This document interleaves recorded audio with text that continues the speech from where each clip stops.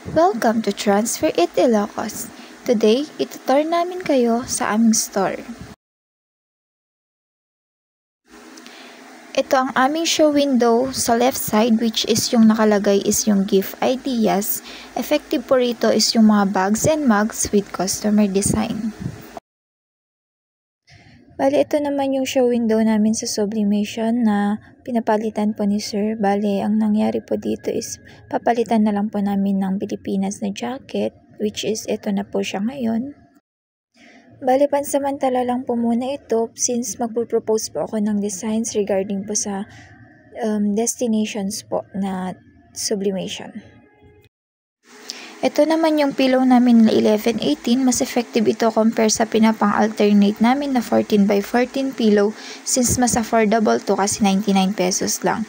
Mabiling design dito is yung Kuromi and Avengers. Sa white rack naman nakalagay ang aming dry fit color since ito po yung slow moving item namin. Sa special polo naman po, ang effective po is yung CS5D design, which is nakakuha kami ng MTO nito, tapos ang nilagay na color is yung blue eyes natin sa PQ color. Ito naman yung isang wall namin sa sublimation, which is yung supporting po sa front window na sublimation. Mas dito po nakikita ng mga customer yung mga designs and type of shirts na gusto nila since maganda itong tignan. Ang mabili rito is yung round neck na Kiana fabric and with button na Kiana fabric din. More on organization designs ang napipili nilang design, which is yung mga bago nating designs sa sublimation. Sa active sports naman, ang mabenta rito is yung dry fit long sleeve and dry fit raglan. More on legendary designs and customer designs since for their personal uniform nila gagamitin.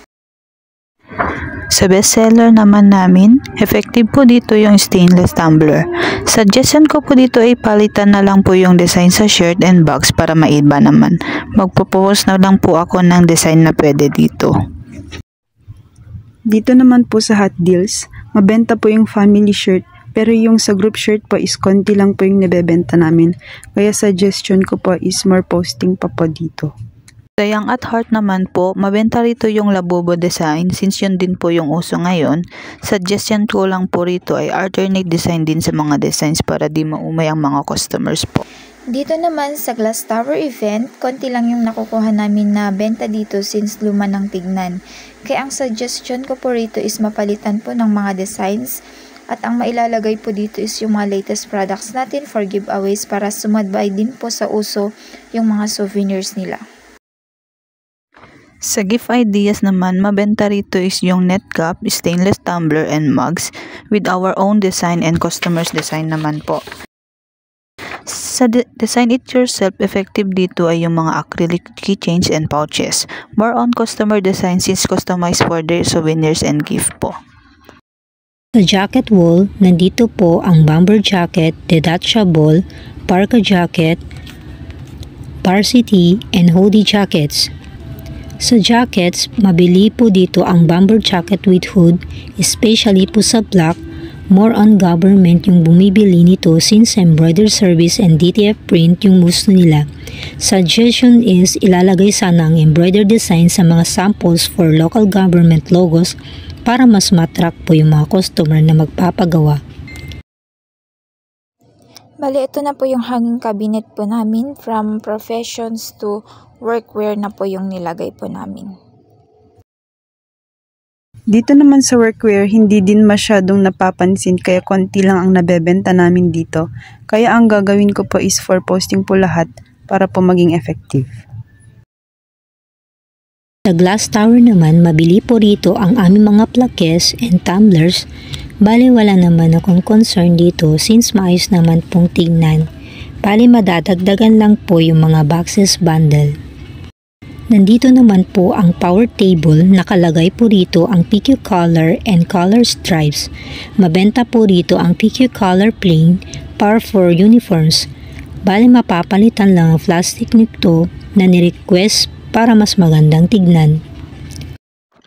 Dito naman po sa embroidery wire mesh display, masyadong plain at saka kung papansinin po is parang kulang yung display, kaya suggestion ko lang po is lagyan na lang po ng patches and embroidered local logos sa may taas niya. Sa S-Rack naman nakalagay dito ang mga parody designs namin. Mabili rito ay yung pang-alak na design since marami din kasing mahilig uminom ng alak dito sa amin. Sa bargain box naman namin, mabili rito yung mga motivational design and fundamental artwork po. Ang suggestion ko lang po dito is yung location niya, hindi po siya masyadong kita pagpasok ng store, kaya kung maaari, i-alternate namin ito sa pillow box namin every week po. Dito naman nakalagay yung stocks namin sa PQ Color. Bali dito na din po yung DTF machine po namin and cashier area. Suggestion ko po dito is ilipat na lang po sana yung DTF machine since nahihirapan po yung cashier pag nanunukli po siya. Since may nag-ooperate po sa may tabi niya. Bali dito naman po sa stocks namin sa PQ Color po, ang kulang po sa amin is yung white po. Bali nakapag SR na din po ako nito. Dito naman sa CVC adult po namin, bale enough stocks naman po kami dito. Same as sa dry fit round neck, enough stocks din po kami dito.